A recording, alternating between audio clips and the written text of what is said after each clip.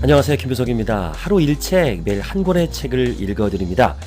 오늘 함께할 책은요, 인생을 대하는 우리의 자세 8단어라는 책입니다. 주변이 조금 소란스럽죠? 지금 한강 시민공원에 산책 중입니다.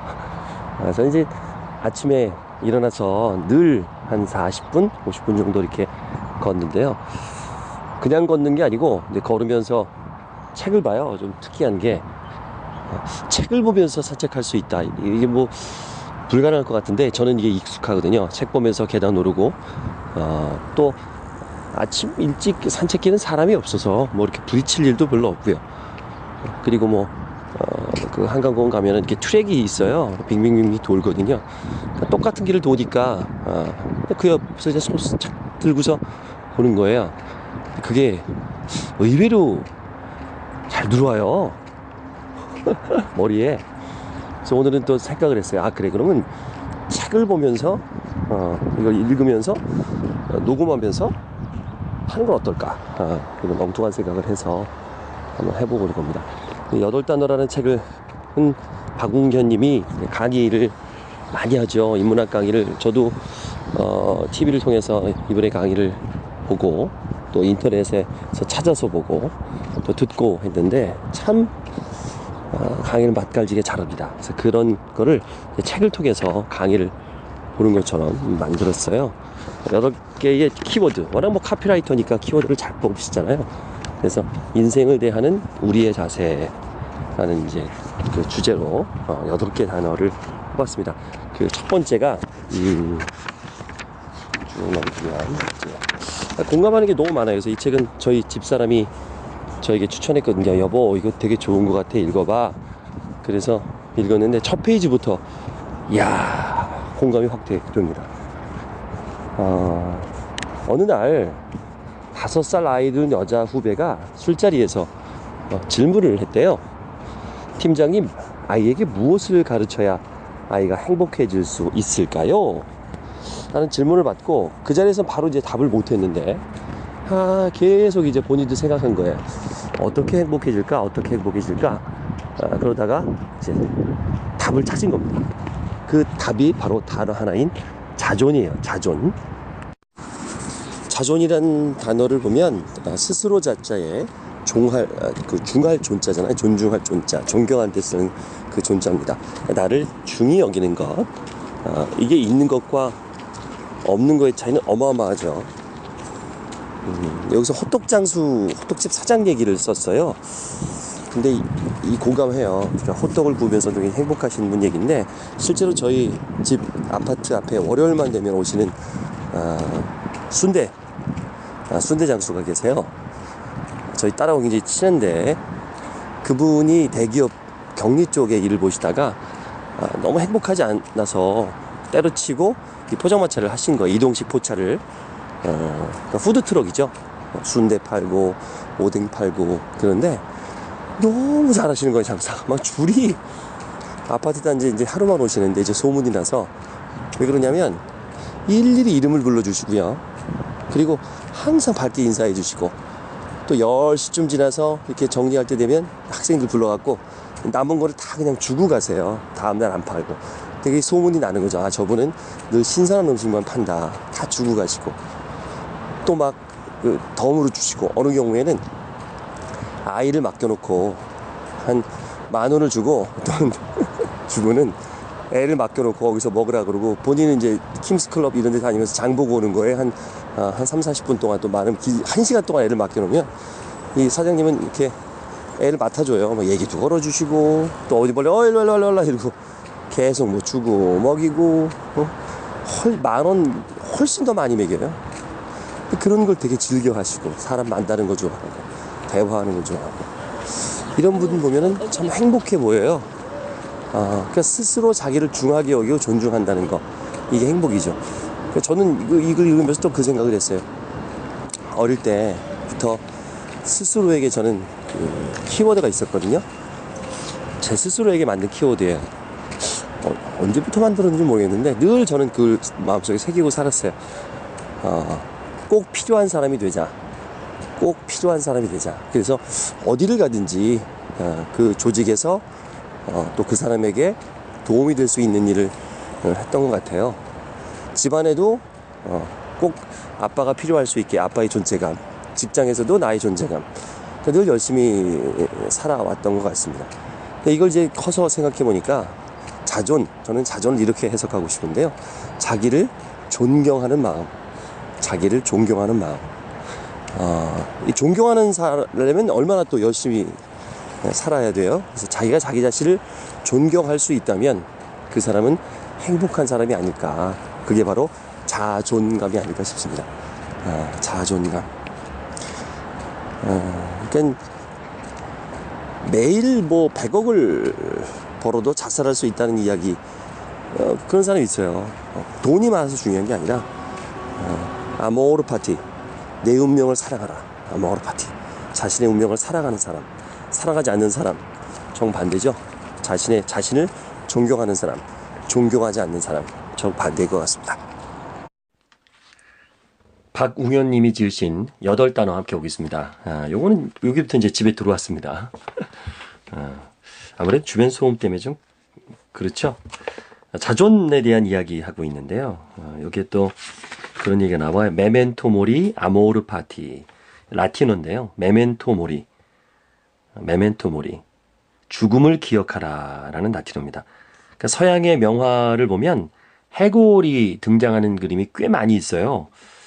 그것이 이제 죽음을 준비하라, 인생은 유한하다, 언젠가 죽음은 올 것이다 라는 그런 뜻이 있는 거죠. 그래서 여기 또 그림이 있어요. 책에는 아드리안 반 위흐레히트가 그린 그림인데요. 꽃병이 있고요. 꽃이 있고 해골이 있고 담뱃대가 있어요. 이걸 해석하면 화병에 화려한 꽃도 있지만 아랫부분은 좀 시들어지는 꽃이 있고요. 또 해골이 있다는 것은 이제 죽음이 다가온다. 담뱃대도 연기가 타들어가면서 연기처럼 사라지는 영광의 무상함, 이런 것을 나타내는 그림인데 실제로 이렇게 해설을 보니까 그러네요. 메멘토 모리. 그리고 아모르 파티는 뭐냐면 운명을 사랑하라 라는 뜻입니다. 아모르 파티. 그러니까 죽음과 삶이라는 상반된 의미의 조합이지만 결국 같은 방향 같죠? 그러니까 유한한 삶은 어떻게 살 것인가. 순간순간을 소중하게 살 때 자존감이 높아지죠. 나의 기준은 어디 있는가. 근데 자존감을 방해하는 게 이 박웅영 님이 이제 주장하는 것은 우리 교육에 있다. 이 교육하고 계시는 선생님들이 이 책 보시면 굉장히 열받을 것 같은데요. 그분들의 잘못은 아니에요. 사회 문화가 그래요. 저희는 선생님이나 이런 교육에 종사하는 분들 잘못이라기보다는 우리 문화가 자체가 그래요. 그런 걸 원하기 때문에 그렇게 할 수밖에 없죠. 명문중학교, 특목고, 좋은 대학, 좋은 직장, 엄친 딸을 따라가게 하는 게 우리 교육이잖아요. 꼭 선생님에게 뭐라고 할 수는 없습니다. 다시 말해서 판단의 기준점이 이거는 나에게 있는 것이 아니라 엄마 친구의 아들과 딸에 있는 거죠. 마치 고소영에게는 너는 왜 김태희처럼 생기지 않았냐? 라고 하는 것과 같죠. 고소영은 고소영이잖아요. 김태희가 아니잖아요. 고소영도 예쁘잖아요. 고소영 김태희가 아니죠. 고소영의 매력은 또 고소영일 거고, 또 김효석의 매력은 또 김효석으로 있는 거죠. 어떤 어머니의 친구분의 아들을 따라한다고 그 개성이 나오는 건 아니잖아요. 그래서 우리는 다름, 가장 많이 나오는 단어가 다르다와 틀리다. 그러니까 다른 것을 틀리다라고 얘기를 많이 하는 것도 우리의 문화죠. 외국에 계신 재미오 교포분이 얘기한 게 여기 있어요. 이분이 굉장히 무서웠대요. 한국에 딱 오니까 너무 획일적이고 머리 스타일도 똑같고, 또 주차장 갔더니 어느 대기업 주차장 갔더니 모두 50명이 넘는 임원들이 똑같은 차를 타고 있고, 그랜저 뭐 이런 부분들 보고 놀랬다라 그러는데요. 그런데 살고 있습니다, 우리가. 근데 뉴욕에 가면 좀 희한한 사람들이 많대요. 저도 그런 걸 되게 많이 느낍니다. 저도 좀 특이하게 하고 다니는 케이스인데, 지방에 강의 갈 때요, 자전거 갖고 가거든요. 이 접이식 자전거가 있습니다. 그래서 KTX나 버스에 싣고 현지 도착해서 택시보다 어떨 땐 빨라요. 내가 탁 열고 바로 가니까 그 자전거 타고 가서 강의하고 또 자전거 타고 와서 버스에 싣고 오고, 얼마나 좋은지 몰라요. 버스 안에서 책도 보고 눈도 붙일 수 있고 또 직원하고 같이 가면 또 직원도 피곤하잖아요. 굳이 그럴 필요 없이. 이런 것들이 저는 참 이상하게 보더라고요. 어떻게 그럴 수가 있어요. 양복 입고 어떻게 자전거를 타요? 아니 왜 못 타요? 이런 다름을 좀 인정할 수 있는 것들. 그런 이야기가 이 책에 있습니다. 자존이라는 얘기를 하는데 이렇게 길어졌네요. 느끼는 게 많아서 그렇습니다. 8단어 함께하고 있습니다. 카카오톡에 김효석을 검색해 주세요. 저랑 대화할 수 있습니다. 박웅현 님이 지으신 8단어 함께하고 있습니다. 두 번째 단어는 본질입니다. 이 책만큼은 제가 읽고서 느끼는 게 굉장히 많아요. 그래서 제 아내가 이 책을 꼭 보라고 권했나 봅니다. 본질, 변하지 않는 거죠. 본질은 본래의 것이니까. 사람에게도 변하지 않는 게 있습니다. 그걸 기질이라 그래요. 기질. 성격 잘 변하지 않습니다. 근데 성격보다 더 변하지 않는 것이 절대로 변하지 않는 것을 이제 기질이라 그래요. 심리학에는. 그 사람이 갖고 있는 본질이죠. 헤르메스 광고 카피에 이런 게 있어요. 에르메스라고도 하죠. 에르메스 광고 카피에 Everything changes but nothing changes. 그러니까 모든 것은 변하지만 아무것도 변하지 않는다. 모든 것은 변하지만 아무것도 변하지 않는다. 기가 막힌 카피죠. 브랜드 지명 광고입니다. 에르메스 아시죠? 모르시면 쭉 모르시는 게 정신건강에 좋습니다. 갖고 싶어도 가질 수 없는 겁나게 비싼 브랜드죠. 자, 전 세계 70억의 인구가 완전히 다른 사람들이 살고 있어요. 완전히 달라요. 쌍둥이조차도 다릅니다. 그런데 본질적으로 사람이라는 것도 같아요. 그러니까 변할 수 있는 게 있지만 또 변하지 않는 게 있습니다. 본질은 변하잖아요. 예를 들면 여자들은 여성의 본질과 남성의 본질은 다른 게 여성들은 쇼핑을 좋아합니다. 남성들은 도박이나 게임 뭐 이런 경쟁을 좋아합니다. 이건 본질이에요. 또 남자에게 사랑, 여자에게 사랑 그러면 낭만이 떠오르고요. 남자에게 사랑 그러면 이제 섹스가 먼저 떠오른대요. 또 아이들은 차를 타고 2시간만 지나면 아빠 다 왔어? 라고 묻습니다. 우리 아이도 그러던데. 똑같아요. 변하지 않는 뭔가가 있습니다. 근데 요즘은 그야말로 everything change잖아요. 다 변하는 것 같아요. 뭐 변하지 않는 진짜 본질을 잡아내지 못하는 거죠. 인류가 살면서 이렇게 급변한 세상이 있었을까요? 이렇게 단 10년, 20년 만에 급변합니다. 예를 들어서 1950년에 살았던 사람이 2000년대에 왔어요. 어떨까요? 뭐 인터넷 쇼핑, 뭐 온라인 쇼핑, 휴대폰 이거 어지러울 겁니다. 2000년에 살던 사람이 2020년에 적응하는 것도 힘들 거예요. 그때는 뭐 와이파이 이런 거 없었거든요. 3G, 4G, LTE, 애니팡 이런 거 없었거든요. 트위터 뭐 이런 거 없었거든요. 이 급변하고 있습니다. 그것 때문에 참 이 시대에서 많이 변하는데 그래도 변하지 않는 것이 있다라는 거죠. 이 책을 보면 참 설득력이 있어요. 예시가 아주 적절하고요. 논리적이에요. 잘 자 내 꿈꿔. 잘 자 내 꿈꿔. 다 아시죠? 그래서 뭐 패러디가 많죠. 잘 자 개 꿈꿔. 뭐 내 꿈은 내가 꾼다. 정치인들은 큰 꿈꿔. 뭐 이렇게. 그러니까 이렇게 전 국민이 다 아는 카피를 만드신 분이 이제 박웅영 님이에요. 근데 이분이 그런 얘기를 합니다. 잘 자 내 꿈꿔 광고를 보여준 다음에 그 다음 하는 얘기가 꿈깨입니다. 꿈깨. 왜냐하면 이제는 그런 전 국민이 다 아는 카피를 만드는 것 자체가 불가능하다는 거예요. 그때는 정말 많은 돈을 쓰고 중심 미디어 3사가 움직였기 때문에 가능했지만 요즘이라면 그건 정말 꿈깨랍니다. 요즘 광고를 한다고 하면 젊은 후배들이 어떻게 광고를 해야 하느냐고 묻는데요. 누가 TV를 보냐고도 하고요. 실제로 이 자리에 이 방송 들으신 분 중에서 뉴스를 본방사수하시는 분들이 얼마나 될까요? 저만 해도 그냥 스마트폰으로 골라서 뉴스를 보거든요. 요즘은 전 TV 앞에 앉아 있고 다운받아서 보고 뭐 유료로 보고 이렇게 골라서 봐요. 그게 제 짬나는 시간에 그 시간에 꼭 앉아 있는 거. 또 일방적으로 그냥 전달해 주는 걸 수용하는 게 아니라 내가 골라서 주도적으로 보게 되죠. 그래서 이제는 브로드캐스팅이라는 것이 없어지고 있습니다. 내로캐스팅 시대가 됐죠. 그러니까 4대 매체 중심의 광고는 끝났습니다. 기존의 미디어의 기득권은 완전히 없어졌다. 10년 전 조선일보 기사가 갖던 힘이 지금은 없다. 옛날 MBC PD의 힘을 지금은 못 가집니다. 소수의 기득권을 대신해 이제 개인의 시대가 됐기 때문입니다. 라고 이제 글을 썼어요. 싸이가 열풍이었죠? 그건 뭐죠? 유튜브? 그 유튜브에만 올리면 싸이처럼 되나요? 그건 아니죠. 결국에는 앞으로의 시대는 콘텐츠의 시대입니다. 이게 사실 본질이죠.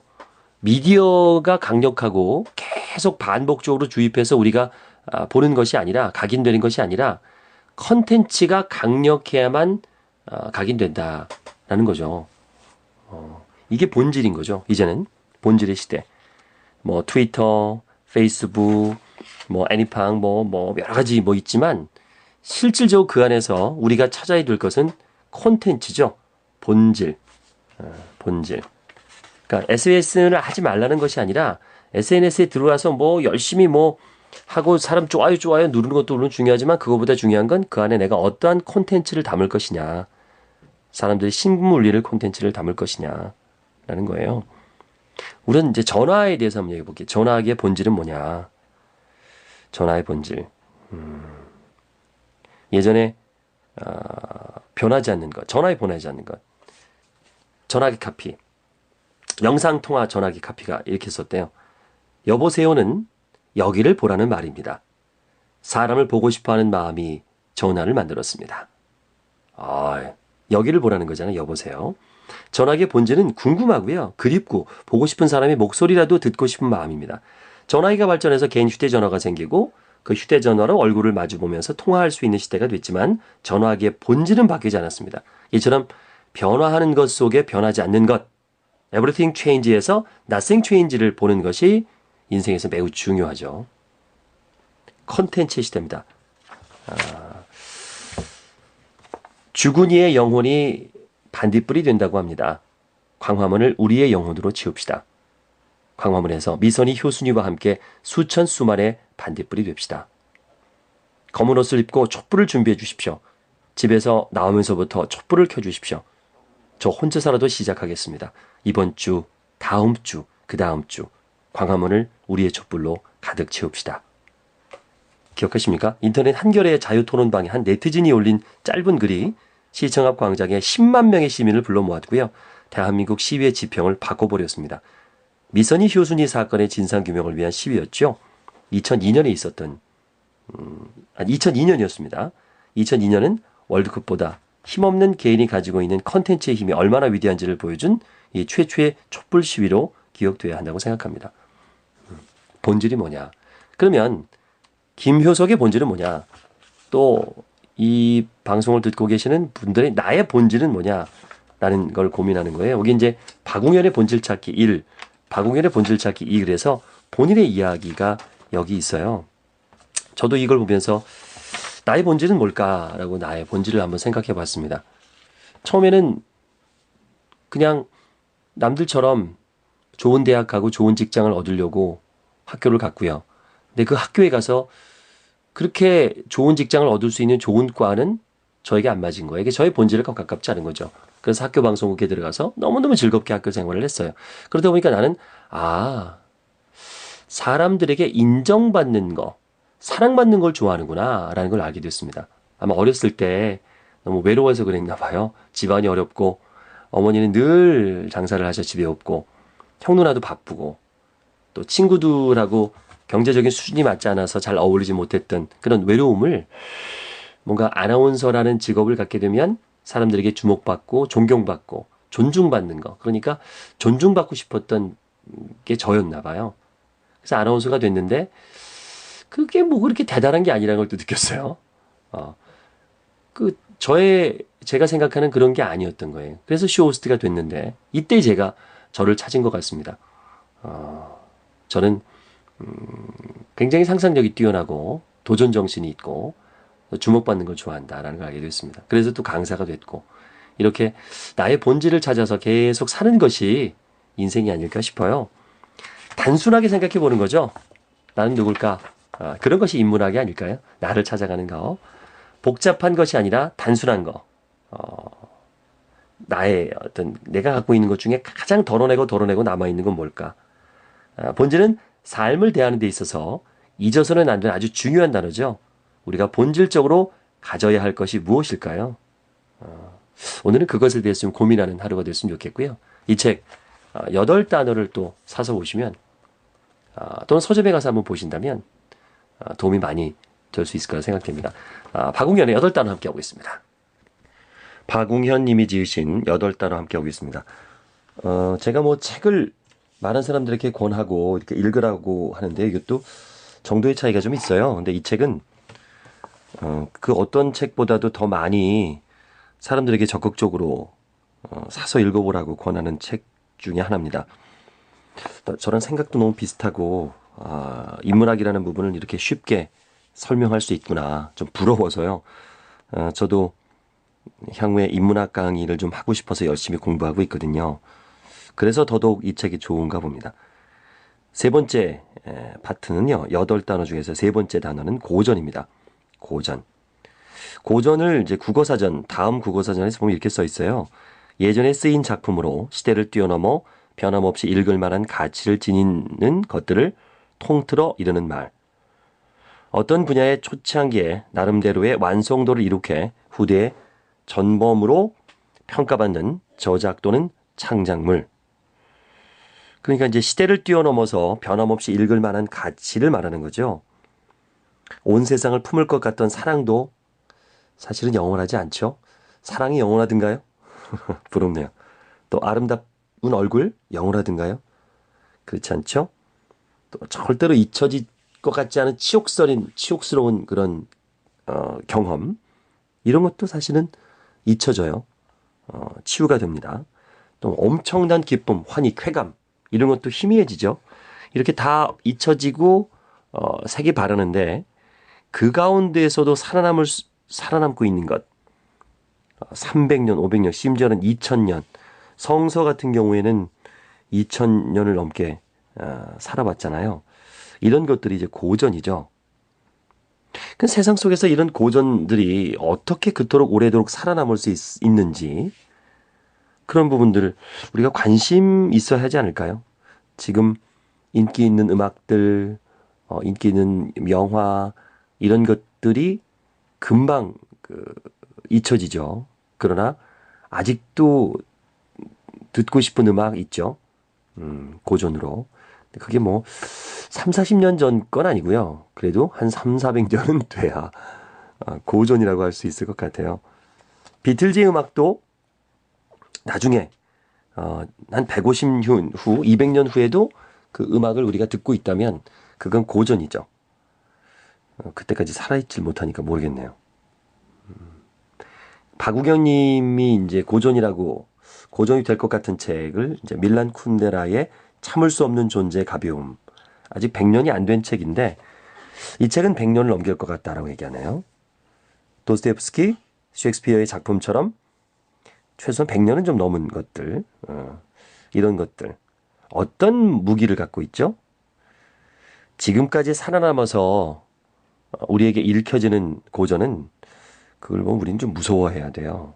하지만 되려 무시하죠. 특히 젊은 층들은 고전은 지루하다 이렇게 얘기해요. 새롭게 얼마나 많은 콘텐츠가 나오는데 얼마나 많은 읽을 거리가 많은데 그런 고리타분한 고전을 읽고 있어요. 할 수 있죠. 하지만 뭐가 더 본질적인 걸까요? 아까 2장에서 얘기한 본질. 오늘 나타났다가 일주일 한 달 후면 시들해지는 당장의 유행보다는요. 시간이라는 시련을 이겨내고 검증된 결과물들이 훨씬 본질적이지 않을까요? 이 책에는 첨성대 얘기가 나와요. 고등학교 수학여행 때 한 번쯤은 봤을 첨성대. 엄청난 오래된 거죠. 그때 저도 야 저기 첨성대야. 그래 몇 분까지 돌아와. 그리고는 그냥 풀어놔요. 그럼 애들은 첨성대를 보면 에게 되게 조그맣네. 뭐 돌로 이렇게 쌓아놓게 뭐 이게 대단해. 이게 무슨 뭐 세계적인 거야. 그리고 뭔지 모르니까 그 앞에 사진 좀 찍다가 그러고 오죠. 어차피 수학여행은 밤에 몰래 애들하고 소주 좀 먹고 이렇게 하지 말라는 거 하는 그런 재미로 가는 거 아닙니까? 그런데요, 그 첨성대에 대해서 이제 이 책에서 인용을 해요. 박성대 교수가 쓴 한국사 특강 편찬위원회의 한국사 특강 안에 있는 내용을 인용했습니다. 첨성대 얘기 한번 들어볼까요? 몸체는요, 모두 27단으로 되어 있는데요. 맨 위에 마감한 정자석과 합치면 28단입니다. 기본 별자리 28수를 상징한 거예요. 여기에 기단석을 합치면 29가 됩니다. 한 달의 길이를 상징하죠. 몸체 남쪽 중앙에는 네모난 창이 있는데 그 위로 12단, 아래로 12단이니까 이것은 1년 12달과 24절기를 상징하고요. 여기에 사용된 돌의 숫자는 어디까지 세느냐에 따라서 다소 차이가 있지만 362개, 즉 1년의 달수가 됩니다. 뿐만 아니라 첨성대는 태양의 움직임을 관측하는 기준이 되는 일정한 기능도 있었어요. 기단석은 동서남북 사방위에 맞췄고요. 맨 위에 정자석은 그 중앙을 갈라서 팔방위에 맞췄고요. 창문은 정남이고 정남으로 향한 창은 춘분과 추분, 태양이 남중할 때, 그러니까 남쪽의 중앙에 있을 때 광선이 첨성대 밑바닥까지 완전히 비치게 되어 있습니다.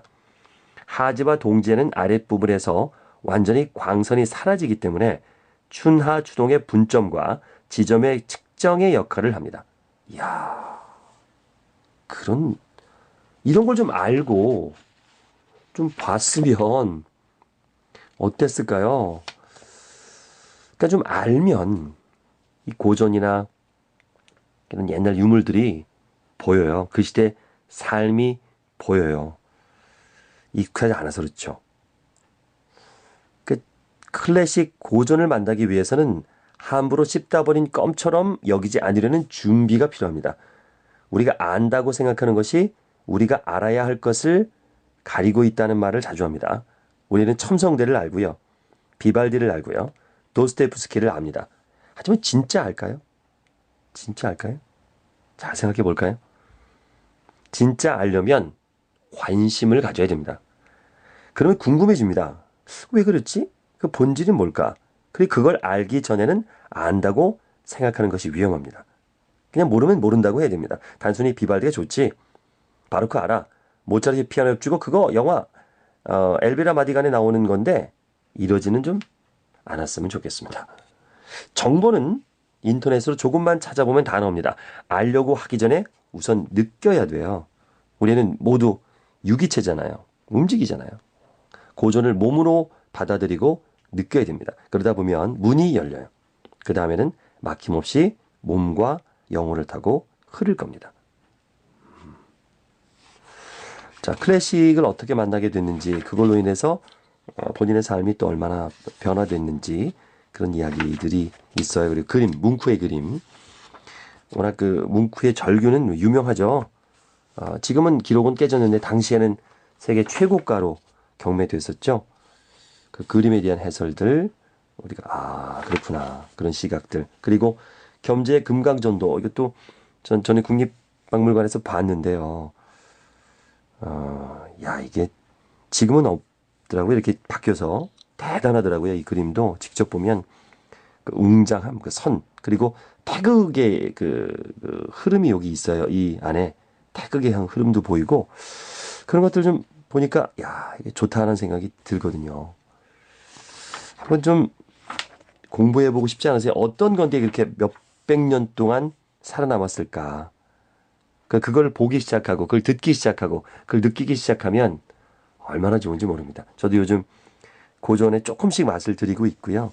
그림, 그리고 음악, 또 이런 부분에 대해서 배우고 있습니다. 자, 우리가 들고 있는 가방은요, 명품이 아닙니다. 그 가방은요, 그냥 단지 고가품입니다. 명품은 클래식이에요. 고가품과 명품을 헷갈리지 말고 진정한 명품의 세계로 들어가길 박우경이는 바라고 있습니다. 박웅현의 8단어 함께하고 있습니다. 박웅현님이 지으신 8단어 함께하고 있습니다. 이번에는 이제 견입니다. 견, 볼견자. 아무래도 광고를 하시는 분은 사물을 그냥 보지 않죠. 다른 관점으로 보죠. 저도 이제 아나운서 할 때는 잘 몰랐는데 쇼 호스트 할 때 그런 관점이 생겼어요. 이것도 마케팅이고 광고잖아요. 홈쇼핑도. 조금 다르게 봐야 사람들이 집중을 하더라고요. 남과 똑같은 걸 봐서는 궁금해하지 않잖아요. 강사를 하다 보니까 또 그게 또 이어집니다. 강의도 똑같은 리더십 강의도 같은 얘기를 하면 사람들이 지루해해요. 다른 관점으로 봐야 되죠. 그런 부분들 때문에 좀 저도 이번에 공감을 좀 합니다. 근데 저는 이제 강의할 때 그런 얘기 하거든요. 견하지 말고 관해라. 그러니까 제가 말하는 관은 주의 깊게 보는 거, 주목해서 보는 거, 관심을 갖고 보는 거, 다른, 그러니까 관심을 얘기하는데, 박웅현 님이 같은 얘기인데, 이걸 견을 좀 깊이 있게 보고, 주목해서 보고, 창의력 있게 보라, 다른 관점으로 보라, 라는 쪽으로 얘기를 하시는 것 같아요. 내용은 공감을 합니다. 그래서 어떻게 볼 것인가, 똑같은 사물을 어떻게 볼 것인가. 시작을 간장게장으로 시작하는데요. 안도현 시인의 간장, 게장, 얘기가 있어요. 이제 제목은 스며드는 것인데요. 안도현 시인의 스며드는 것. 이 시를 읽고 나면 간장게장을 먹기 힘들어집니다. 자꾸 시가 떠올라서요. 읽어드릴게요. 꽃게가 간장 속에 반쯤 몸을 담그고 엎드려 있다. 등판에 간장이 울컥울컥 쏟아질 때 꽃게는 뱃속에 알을 껴안으려 하고 꿈틀거리다가 더 낮게 더 바닥쪽으로 웅크렸으리라. 버둥거렸으리라. 버둥거리다가 어찌할 수 없어서 살 속에 스며드는 것을 한때 어스름을 꽃게는 천천히 받아들였으리라. 껍질이 먹먹해지기 전에 가만히 알들에게 말했으리라. 저녁이야. 불 끄고 잘 시간이야. 야, 이게 어떻게 이런 시각으로 보죠? 간장게장 담글 때 게를 죽이지 않잖아요. 살아있는 게에다가 간장을 부어서 이제 삭히는 건데요. 살이 살아있어야 되니까요. 이 시를 아침에 읽었는데 힘이 다 빠졌대요. 우리 딸아이는 울컥울컥 쏟아질 때 부분에서 벌써 울기 시작했고요. 안도현 씨는 참 나쁜 사람이래요. 저녁이야, 불 끄고 잘 시간이야. 이게 어쩌라는 겁니까? 이게 이런 표현을 꽃게에 대해서 어떻게 이런 이야기를 할 수가 있죠? 이렇게 게 좋아하는 사람끼리 반성을 하면서 이 견에 대한 이야기를 박웅현님이 시작합니다. 이 시를 읽기 전에 우리가 꽃게를 몰랐을까요? 한 번도 먹어본 적이 없었나요? 수없이 많이 먹어보셨죠. 저도요. 단 한 번도 이 시선을 꽃게의 시선으로 본 적이 없어요. 이게 시인의 힘이죠. 똑같은 꽃게를 보고 다른 것을 읽어낼 수 있는 힘. 그 힘은 안도현 시인의 눈에서 시작되는 겁니다. 눈으로 보는 것, 견이 누구에게는 힘이 되는 거죠. 이 견에 주목하게 된 이유는 직업 때문이었대요. 카피라이터를 하다 보니까 남과 다르게 봐야 되고 이런 부분들 이제 훈련을 하게 된 거죠. 그러니까 카피라이터다 보니까 이제 창의력에 대한 강의 의뢰를 받는데요. 그 다양성에 대한 강의를 해야 되는데 근데 어떤 분이 창의성 강의에서 이렇게 얘기하는 강의를 들었대요. 좋은 헤드라인을 쓰는 20가지 방법. 당시 광고계 4대 천왕 중 한 분이었는데 1번 부정문을 써본다. 2번 의문문을 써본다. 3번 나를 주어로 써본다. 4번 너를 주어로 써본다. 이런 식으로 20가지 방법을 알려줬대요. 근데 박웅현님은 25년 동안 카피를 쓰면서 한 번도 이런 방법을 사용한 적이 없었다고 그러거든요. 그러니까 그분이 쓴 카피 유명한 거. 그녀의 자전거가 내 마음속으로 들어왔다. 예를 들면 그녀의 자전거가 내 마음속으로 들어왔다. 내 마음속에 그녀의 자전거가 들어왔다. 나는 그녀의 자전거 속으로 들어갔다. 이렇게 써본 적이 없대요. 아이디어와 창의력은 무슨 공식으로 하는 것이 아니라 시각, 어떻게 볼 것이냐, 어디를 볼 것이냐의 차이라고 얘기합니다. 그래서 본인이 이제 광고에 대한 이야기, 나이는 숫자에 불과하다, 넥타이와 청바지는 평등하다, 이런 경우도 1997년 뉴욕으로 유학을 갔을 때 첫 수업을 앞둔 어느 교실에서 문이 열리고 60대 백인 아저씨가 5권의 책을 들고 들어왔어요. 당연히 교수인 줄 알았는데 옆자리였더래요. 알고 보니까 내셔널 지오그래픽 편집장이었답니다. 그 수업과 관련된 주제가 궁금해서 강의 들어오신 거예요. 60대 아저씨가 나와 같은 학생이라는 것에 좀 놀랐고요. 조금 있다가 30대 동양인이 들어오는 거예요. 그리고 강단에 서더니 본인은 프로페서 왕이라면서 한 학기 동안 잘해보자고 하는 거예요. 그 사람이 교수였던 거예요. 그 순간을 잊지 못한답니다. 그래서 나온 게 나이는 숫자에 불과하다. 이런 카피가 나온 거죠. 정말 유명하죠. 음악도 그래요. 그 넥타이와 청바지는 평등하다. 뭐 KTF적인 생각에 쓰인 게 이제 테이크 5라는 곡인데요. 이 곡을 발견한 데도 에피소드가 있답니다. 그 경험을 말씀드리기 전에 먼저 알려드릴 게 음가 평등주의자입니다. 모든 음이 다 똑같아요. 이 말은 곧 어떤 음악을 제목과 연주자를 모르는 상태에서 상대에게 설명할 길이 없다는 얘기입니다. 음가 평등, 그러니까 본인이 음을 잘 못 이해하는군요. 예, 음가 평등주의. Take 5라는 곡이 어떤 곡인지 잠깐 들려드릴게요. 예, 제가 스마트폰에서 플레이하는 거 들릴지 모르겠는데 이게 Take 5입니다. 따다따다따따따따따따따따따따따따따 여기 Take 5거든요. 색소폰으로도 많이 연주하죠.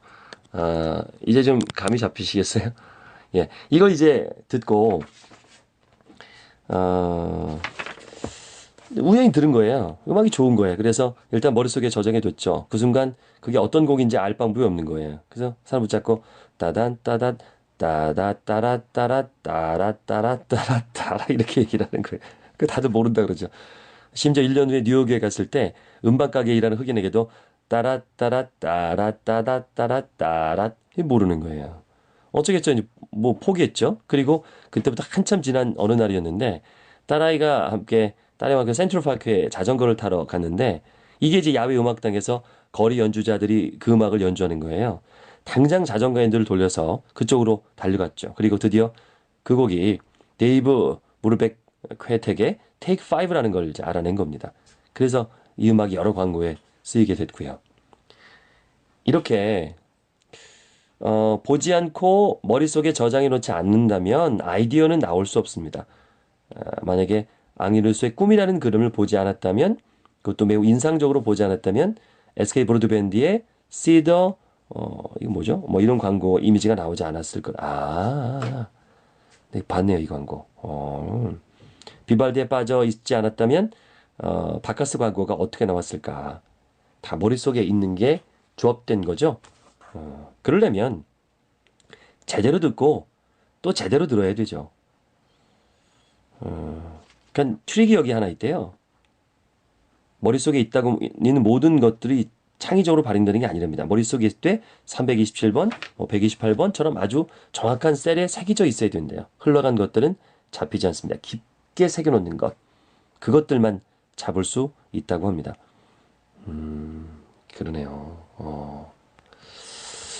자, 그러면 이 견해 범위는 어디까지인지 좀 봐야겠죠. 내 눈앞의 것, 내 행동만 잘 본다고 해서 아이디어가 샘솟고 창의력이 솟아나지 않습니다. 때로는 주변의 모든 것들, 예를 들어서 회의실에서 하는 한마디, 친구들과의 대화, 지나가는 사람들의 모습에도 주목해야 되죠. 그들의 말을 시청하지 말고 견문하는 거예요. 이게 뭐가 어려운 일이냐 싶겠지만 어렵습니다. 왜냐하면 그 말들이 대단하지 않으니까요. 그냥 일상의 언어들일 뿐이에요. 그런데 이걸 견문해서 그 안에서 빛나는 무언가를 발견해 내는 겁니다. 그 아파트 광고 인턴이 얘기한 거 있어요. 요즘 아파트 광고 너무 싫어요. 맨날 예쁜 드레스 입고 뭐 롱드레스 입고 나오고 뭐 근데 집에서 그렇게 안 입잖아요. 그래서 그 이야기를 듣고 만든 게 이제 이 편한 세상, 진심 이런 광고죠. 보셨을 거예요. 저도 그 광고 봤는데 진심이 짓는다. 진심이 짓는다. 어. 자, 박우견님의 8단어 함께 오겠습니다. 박우견님이 지으신 8단어 함께 오겠습니다. 이번에 5강 현재죠. 현재 여기서 참 역시 카피라이터답게 본인은 이제 어떻게 그러니까 박경철님이 질문을 할 때 이럴 때 박세피님 뭐 계획은 뭡니까? 했대요. 그랬더니 이제 없습니다. 개처럼 삽니다라고 대답했대요. 개처럼 산다. 개같이 산다. 개처럼 산다. 조금 한 단어 차이인데 좀 의미가 다르네요. 이제 부연 설명을 부탁을 해서 이렇게 말했답니다. 개는 밥을 먹으면서 어제의 공로를 후회하지 않고 잠을 자면서 내일의 꼬리치기를 미리 걱정하지 않는다. 라고 덧붙였답니다. 개를 길러봐서 잘 아는데요. 오랫동안 데리고 있다가 묻어준 이제는 딸아이가 그린 초상화 한 장으로 기억에 남는 개가 있습니다. 그 개를 키울 때 퇴근해서 집에 들어가면 가장 먼저 하는 일이 가방을 내려놓고 안경과 모자를 벗고 침대에 눕는 거예요. 박웅님이 집에 돌아오면 그 개는 반갑다고 5분 동안은 얼굴을 핥고 나서야 짖기를 멈췄기 때문입니다. 그러니까 핥으라고 누워주는군요. 그때 보면 핥는 일이 자신이 할 수 있는 유일한 일인 것처럼 최선을 다한대요. 그리고 밥을 주면 이 세상에서 밥을 처음 먹어보는 것처럼 먹고요. 잠을 잘 때 보면은 아까 주인이 왔을 때 꼬리를 쳤던 게 좀 아쉬운데 어떠지 그런 고민은 추도 없이 그냥 잡니다. 공놀이 할 때는 그 공이 우주고요. 하나하나를 온전히 즐기면서 집중을 하죠. 밀란 쿤데라도 똑같은 걸 느꼈대요. 참을 수 없는 존재의 가벼움에서 카레닌이란 개를 이야기하면서 개들은 원형의 시간을 살고 있다. 행복은 원형의 시간 속에 있다라는 말을 합니다. 여러분, 직선의 시간 속에서는 행복을 알 수 없습니다. 길을 지나가다가 평생 동안 찾던 그 사람을 만날지 모르는 일입니다. 어떻게 알겠습니까? 안다면 행복을 준비해야 되겠죠. 이렇듯 직선의 시간은 행복을 정확히 알 수 없습니다. 예측할 수 없습니다. 하지만 개들은 원형의 시간을 살아요. 그래서 늘 행복합니다. 참을 수 없는 존재의 가벼움에 이런 문장이 나옵니다. 카레니는 잠에서 깨어나는 시간은 순수한 행복이었다. 그는 천진난만하게도 아직도 이 세상에 있다는 사실에 놀라고 진심으로 이에 즐거워했다. 개들은 잘 때도 죽은 듯이 자죠. 눈을 뜨면 해가 떠 있다는 사실에 놀라고요. 밥을 먹을 때는 세상에나 나에게 밥이 있다니 하면서 먹습니다. 산책을 나가면 온 세상을 가진 듯 뛰어다녀요. 그리고 집에 돌아오면 다시 잡니다. 그리고 다시 눈을 뜨죠. 우와, 해가 떠 있어. 다시 놀라는 겁니다. 그 원형의 시간 속에서 행복을 보는 거죠. 순간에 집중하면서 사는 개. 개처럼 살자. 야, 현재를 살아라. 순간의 쾌락을 즐겨라가 아니라 순간에 최선을 다하라는 뜻입니다. 아마도 클럽에 있는 젊은이들 대부분은 순간의 쾌락을 즐기라고 해석하고 싶을 거예요. 인생 뭐 있어? 오늘도 클럽, 내일도 클럽, 오늘도 섹스, 내일도 섹스. 그랬으면 좋겠죠. 하지만 그게 아니라 지금 당신이 있는 이 순간에 최선을 다해서 살라는 얘기입니다. 이 순간에 보배원을 알라는 거죠. 스님도 돌을 닦고 있습니까? 어느 선사에게 물었대요. 한영조의 붓다의 치명적 농담을 보면 이런 질문이 있습니다. 스님도 돌을 닦고 있습니까? 닦고 있지. 어떻게 하시는데요? 배고프면 먹고 피곤하면 잔다. 에이, 그거 아무나 하는 거 아닙니까? 도 닦는 게 그런 거 하면 아무나 돌을 닦고 있다고 하겠군요. 그렇지 않아. 그들은 밥 먹을 때 밥은 안 먹고 이런저런 잡생각을 하고 있고 잠을 잘 때 잠은 안 자고 이런저런 걱정에 시달리고 있지. 현재에 집중하라는 얘기죠. 현재에 집중하라. 밥을 먹을 때 걱정하지 말고 밥만 먹고요. 잠을 잘 때 계획하지 말고 잠만 자라는 겁니다. 이 삶의 지혜는 동서양을 막론하고 마찬가지인 것 같아요. 참, 뭐 이런 이야기들, 그 다음에 이제 각종 그림에서 나오는 그런 것들, 이야기들이 이 책이 있습니다. 다른 답은 내 답이 될 수 없다는 사실을 인정하는 거. 현재 집중해야 하는 가장 큰 이유입니다. 결국 이것은 자존과 연결이 됩니다. 그렇다면 나의 상황이 완벽할까요? 딸을 하나만 낳은 것, 이 직업을 선택한 것, 원주로 이사가서 사는 것, 이게 이제 잘못된 선택을 한 건지도 모르죠. 경쟁 프레젠테이션의 결과가 어떻게 됐냐를 생각했다면 원주의 선택을 하지 말았어야 될지도 몰라요. 진짜 멋지게 살기 위해서 호주를 선택해야 했을지도 모릅니다. 늘 불완전한 선택을 하게 되죠. 근데 조금 다르게 생각해 봅니다. 본인이 원주에 가지 않고 서울에 남았어요. 그럼 이게 답이라는 확신을 가질 수 있을까요? 박경철, 안철수라는 사람들과의 약속, 그들의 진정성에 대한 나의 답, 이것들을 지키지 못했다는 자괴감을 가지고 무거운 마음으로 프레젠테이션 준비를 했을 거예요. 호주로 이민을 갔어요. 거기에서 맨날 요트 타고 바베큐만 구울까요? 아마 외로울 겁니다. 강남역 앞에서 사람들과 복닥거리면서 마시던 술 한 잔이 그립겠죠? 그러니까 완벽한 선택에는 없습니다. 옳은 선택은 없는 거죠. 선택을 하고 옳게 만드는 과정이 있을 뿐입니다. 사실 우리가 그래요. 우리 뇌도 선택을 하고 그것을 좋은 선택이라고 만드는 과정이 대부분입니다. 선택을 하고 그것을 옳게 만드는 과정. 저도 그 얘기를 강의 때 하는데 내가 선택한 것에 대한 바꾸지 않을 바에는 내가 선택한 것에 대한 믿음을 갖는 것. 그 선택을 옳게 만드는 것. 팁을 하나 주네요. 어떤 선택을 하고 그걸 옳게 만드는 과정에서 제일 중요한 게 뭐냐면 바로 돌아보지 않는 자세입니다. 만약 그 남자와 결혼하기 결정했어요. 그래놓고 다른 남자가 더 좋았을지도 모른다고 생각한다면 혹은 결혼하지 않고 달리 살았다면 이런 생각을 한다면 별것도 아닌 일로 부부싸움이 시작되겠죠? 맞습니다. 공감하는 부분이에요. 괜히 트집 잡게 되고 그렇겠죠. 맞아요.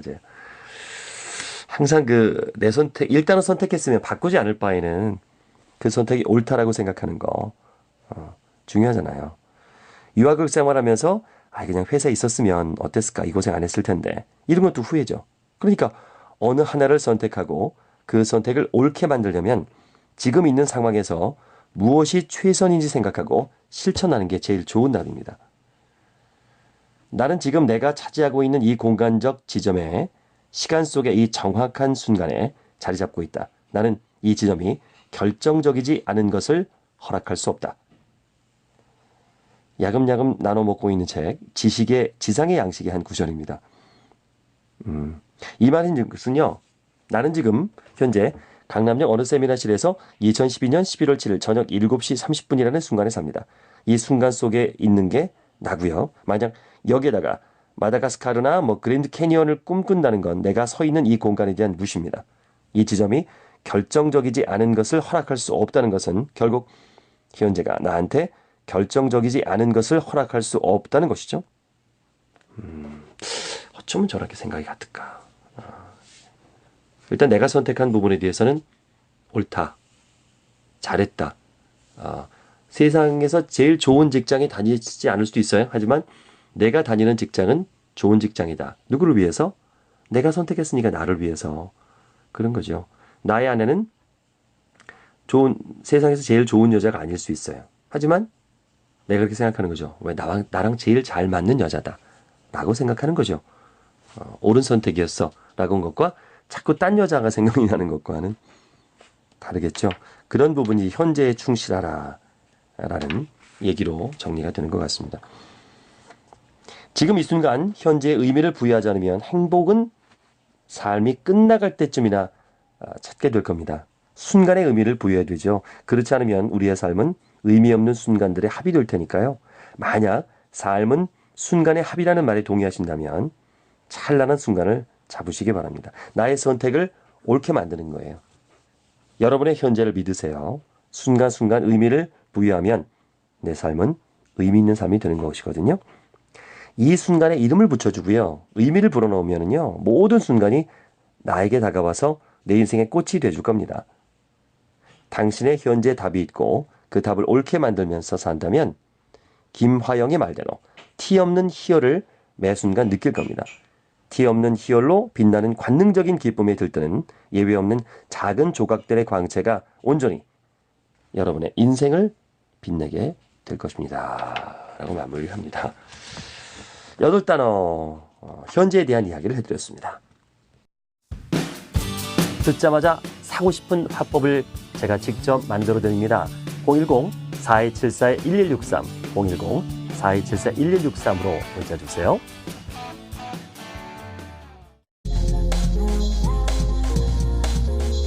김효석의 하루 일책 도움이 되셨나요? 구독과 알람 눌러주세요. 그럼 매일 올라오는 영상을 자동으로 받아보실 수 있습니다.